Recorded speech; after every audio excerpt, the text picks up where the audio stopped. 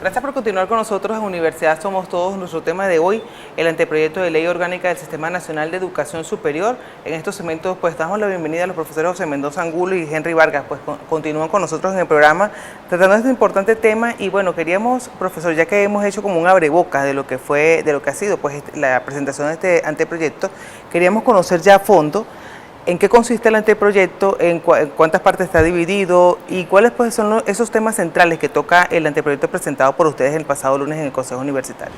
Sí, bueno, la estructura del anteproyecto que presentamos a la universidad es muy sencillo.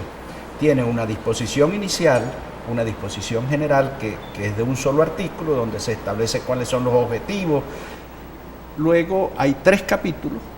El primer capítulo donde se establece cuál es la estructura de los organismos que van a regir el sistema de todos los institutos de educación superior. En ese capítulo se crea el organismo que es el CONACES, que es el que sustituiría lo que intenta hacer el CNU en este momento, pero para todo el sistema de educación superior. Ahora, imagínense ustedes un organismo que si en el CNU cada universidad estuviera representada, creo que sería bastante costoso e incómodo e ineficiente hacer una reunión del CNU. Entonces, de lo que se trata es de buscar gente con experiencia y empiezan las disputas. ¿Por qué no está representado tal sector o cual sector? ¿Por qué no todas las universidades?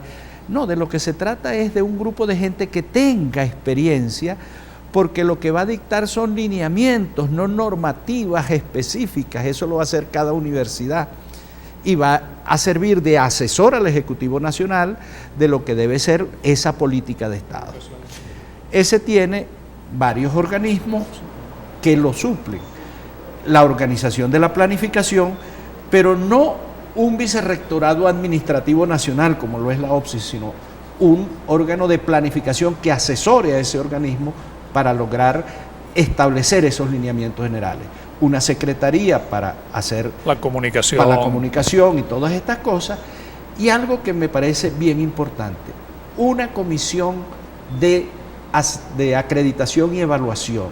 Esa comisión que exigimos o proponemos en el proyecto que sea autónoma, va a estar definida para saber cuál es el seguimiento que se debe hacer a las instituciones de educación superior, el cumplimiento de los objetivos y establecer de esa manera el ascenso, el pase a las universidades autónomas y, ¿por qué no?, la fusión de organismos. Y la permanencia en el tiempo de cualquier universidad que no cumpla con los estándares de calidad. Entonces, allí entran, además se define todas las instituciones, pasando por los institutos que forman las religiones, los cultos, los diferentes cultos, los institutos militares, todo lo que tenga que ver con educación superior estarán bajo eso.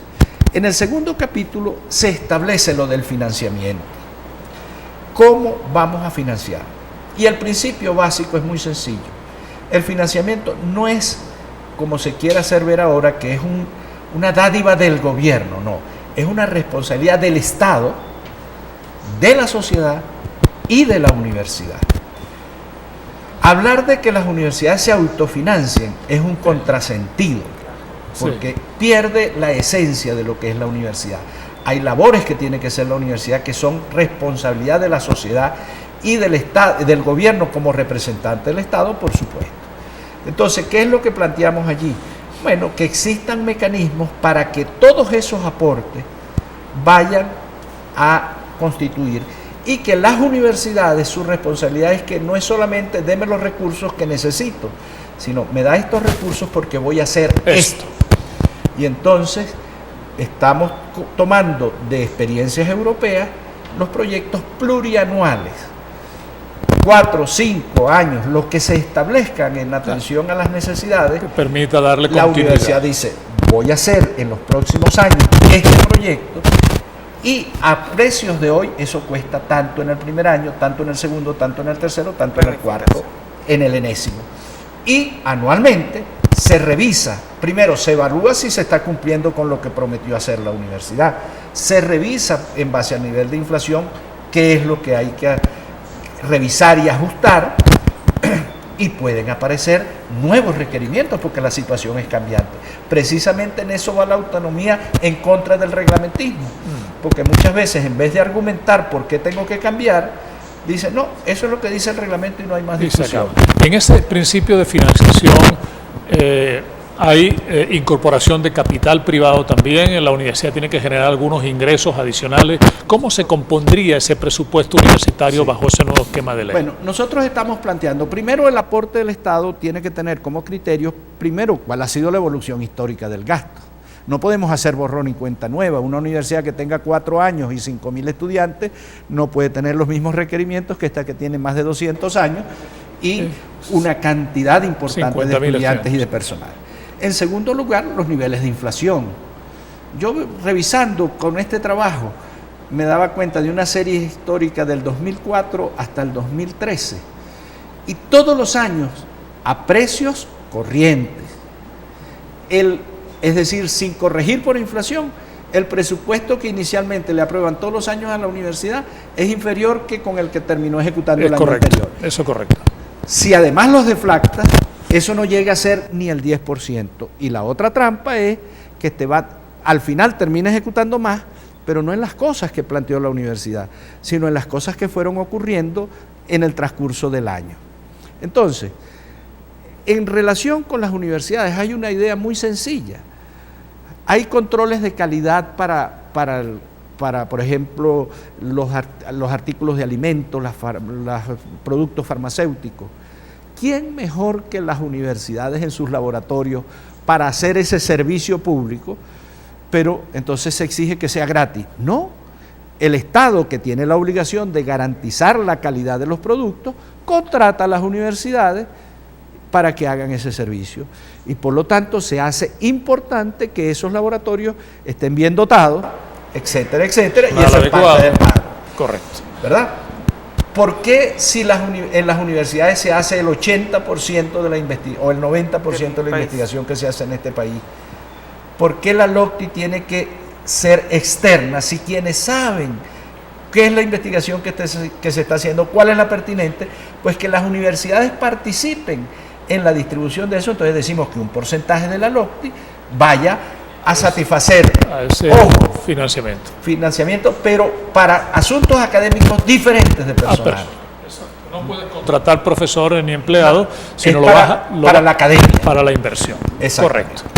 Y así otros mecanismos. En el caso de la sociedad, que alguien me reclamaba que es inconstitucional que se le pida a los egresados de la universidad que contribuyan con parte de sus ingresos al sostenimiento de la universidad. Yo le digo, no, un momentico, se le dio la educación gratuitamente, pero él puede corresponderle a la universidad asignándole una cierta cantidad de recursos para que otros puedan gozar de esa gratuidad. Además, Henry, y queridos amigos, José también, es un hecho que en el pasado reciente, en el presente y en el futuro reciente se ha demostrado hasta la saciedad que el Estado venezolano, por la forma en que maneja sus variables económicas y su presupuesto, no va nunca a tener la capacidad de dotar a la universidad de un presupuesto que todos los años crezca. O sea, que la universidad va a tener que tener otras fuentes de financiamiento diferentes al presupuesto nacional. Pero además hay una cosa bien importante, que es que en otros países los ingresos que obtienen las universidades son porcentualmente mucho más importantes, pero no su constitución dice que la educación es gratuita. Eso es correcto. Creo y eso hay que respetarlo. Además, la gratuidad completa de todas las cosas termina siendo odiosa porque la gente no la valora. Hay un tema que está siempre sobre el tapete que tiene que ver con la dotación de las normas internas que tiene cada institución para la elección de sus autoridades. ¿Qué de nuevo se plantea en ese articulado que nos diferencia un poco de la ley de universidades vigente? ¿Y cuáles son los argumentos para esos cambios? Mire, secretario, en esa pregunta que usted está formulando, referida a la propuesta que se le ha hecho al Consejo Universitario, tal vez está la carga más renovadora, más desafiante, más retante para la propia comunidad universitaria. ¿Tendremos los universitarios de esta universidad la capacidad y el coraje de aceptar el reto de revisarnos a nosotros mismos y de poder decir de qué somos capaces? Después de 231 años de existencia, ¿estaremos nosotros en condiciones de poder decir si las estructuras burocráticas que hay son las que se corresponden hoy en día y con las exigencias, o si hay otras estructuras que podemos nosotros crear? Estamos satisfechos, por ejemplo, con que en la Facultad de Ingeniería, tu facultad, haya el número de escuelas que hay, o las escuelas estarán de más y será posible inventar otras estructuras. Bueno, ese es el gran reto que nosotros le estamos proponiendo a los universitarios con este proyecto de ley. Es decir, que se inicie una discusión que de alguna manera pueda sacudir el espíritu de los universitarios para ponerse a pensar un poco en el mañana, un poco en el futuro. Por supuesto, a partir de una evaluación, de una autocrítica que nosotros tenemos que hacer de lo que ha sido la vida de esos 231 años, digamos, de existencia. Pero además, incluso hasta para salir de una modorra. Créame que uno a veces se angustia de el tedio al que ustedes, como autoridades universitarias, tienen que enfrentarse, de estar tratando en los consejos universitarios que son transmitidos y que todo el mundo conoce, a problemas de orden administrativo que uno puede perfectamente calificarlos como no importantes, pero pequeños en relación con los grandes propósitos de la vida universitaria. Bueno, vamos a plantear un tipo de preocupación que preocupe y que ocupe a los universitarios en tratar. Ese es el gran desafío que está planteado allí. No se hace como un mandato para las comunidades, sino se le dice, si esta ley llegara a aprobarse, cada comunidad de las universidades autónomas tienen el derecho de definir cómo quieren ser como universidad para el futuro, sin esperar que la Asamblea Nacional de Venezuela o que el gobierno de Venezuela nos resuelva problemas que somos nosotros los que tenemos que resolver. Como uno se pone a pensar en estas cosas casi sin cesar, ahora cuando los acompañamos a ustedes en el último acto de grado en la universidad, yo oía al rector cuando le entregaba el diploma a los muchachos, decía, en nombre de la República y por autoridad de la ley. Nosotros nos habremos dado cuenta lo que significa esa frase, que el rector de la universidad está actuando en nombre de la República, es decir, que en nombre de Venezuela y de las leyes de Venezuela, él está asumiendo esa tarea. Bueno, si el rector lo hace al otorgar un título, por Dios, ocupémonos, profesores y estudiantes, de tratar de repensarnos a nosotros mismos a ver cómo podemos hacer mejor las cosas. Claro, esto es una reflexión muy interesante. El país desde hace mucho tiempo está sumergido en esa modorra que dice el profesor Mendoza Angulo, y siempre estamos esperando que a otros se le ocurran las buenas ideas para que vengan y nos las preste. Que nosotros, en lugar de ser más proactivos, siempre permitimos que los demás hagan las cosas y luego nosotros no las queremos copiar. Entonces, un poco lo que se propone es que esto sacuda las bases de la universidad para que la universidad se reinvente hacia un futuro que es muy diferente al presente que tenemos en estos momentos. Henry, no le voy a hacer la pregunta a José porque se la hicimos en el consejo y se sintió un poquito tenso, pero en algún momento se ha dicho que la creación de la figura de un vicerrector administrativo no aporta absolutamente nada a la academia universitaria. Se pudiera tener una estructura diferente como un gerente, como un director financiero de la universidad y no poner esa carga tan fuerte sobre una autoridad universitaria. Bueno, mira, yo siempre he dicho a mis alumnos y en general cuando se plantea esta discusión que la universidad que nosotros conocimos en el pasado, los universitarios, los académicos decían qué querían hacer y el director de administración y el consejo jurídico determinaban cómo hacer eso con los recursos que había y cumpliendo con la normativa. Porque mi primer profesor de finanzas públicas dice que en Venezuela le dan a uno una cantidad, poniéndolo gráficamente, de billetes equivalente a un cuarto de resma de papel y una cantidad de normas equivalente a 5 resmas de papel y le dicen, bueno, vamos a ver si es capaz de gastar eso cumpliendo con todo esto. Más o menos ese es el detalle. Entonces, lo gerencial, lo administrativo es importante, pero no es un problema que deba resolverse a esos niveles. Y yo creo que es prácticamente viable. Yo fui vicerrector administrativo de la universidad. Yo creo que es responsabilidad de las autoridades electas cumplir con la normativa y los elementos gerenciales, pero no una discusión de quienes en general no tienen conocimientos de la materia administrativa ni legal en el Consejo Universitario. Entonces estás poniendo en una situación incómoda a los miembros del Consejo cuando eso se debe decidir en otro sitio. Que además terminamos en el Consejo dándonos un poco, como es pagando y dándonos. Por lo menos los profesores nos pudieran comentar un poco sobre la acogida que ha tenido el anteproyecto y sobre todo la discusión cuando empieza, porque sí, se hace el anteproyecto, pero ¿dónde la gente puede conversar y discutir? ¿O ya hay una agenda planteada con las facultades, las ideas? Permítanme hacer un breve comentario sobre eso porque es de justicia hacerlo, ¿no?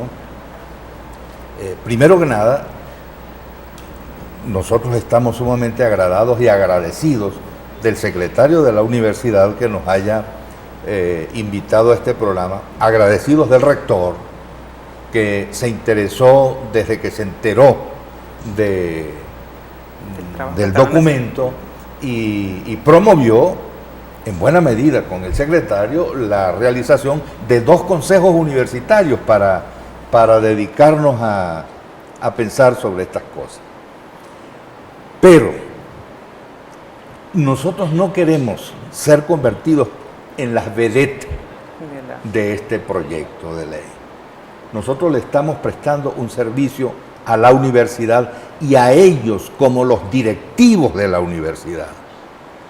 Yo me sentiría, y estoy seguro que Henry y los rectores Néstor López y Miguel Rodríguez, que están fuera de Venezuela y por ese motivo no nos acompañan en estos avatares en que estamos ahorita, se sentirán muy contentos de que la universidad asuma como una cosa suya el impulsar esto dentro de la universidad y fuera de la universidad. Nosotros no queremos ni créditos personales en relación con la elaboración de este texto. No. Tal vez porque estamos en Mérida y en Mérida es más difícil que un ex rector de la universidad se esconda por ahí porque es demasiado visible y entonces uno aquí siente que está obligado con la universidad hasta que se muera. Pero la responsabilidad en este momento le toca es a ellos y ojalá y ellos puedan asumirla no como una cosa ajena, porque lo que nosotros estamos proponiendo no es una cosa distinta y ajena de lo que ellos están intentando, sino como algo propio, que es al fin y al cabo producto de su propio trabajo. Simplemente que pudiera ser una exageración pedirle a quienes están metidos en ese tremedal de problemas de todos los días, que además se pongan a pensar en cosas como estas que se requieren por lo menos del tiempo sobrancero de un jubilado para ocuparse de estas cosas. Bueno, este es un tema bien interesante. Van a poder hacerle seguimiento a través de la web de la universidad. Se va a abrir allá un espacio interactivo para que cualquier miembro de la comunidad universitaria, de la comunidad merideña, trujillana, venezolana, gente gente de otras universidades pueda hacer las críticas constructivas sobre el proyecto, pueda hacer aporte de tal manera que una vez que tengamos esto un poquito más madurado, vaya al Consejo Universitario para su discusión final y empujemos este proyecto de ley ante la Asamblea Nacional. Ha sido un placer para nosotros conversar con ustedes. El tiempo en televisión se mueve a una velocidad mucho más rápida de lo que uno cree, y hemos agotado estos dos primeros segmentos con dos expositores excelentes, los doctores José Mendoza Angulo y Henry Vargas Contreras, ex rectores de nuestra universidad y amigos siempre de esta casa. Gracias por estar con nosotros. Gracias a ustedes. Gracias. Vamos al máster, profesor, y al regreso entonces estaremos conversando sobre el Consejo Universitario y algunos temas del acontecer universitario.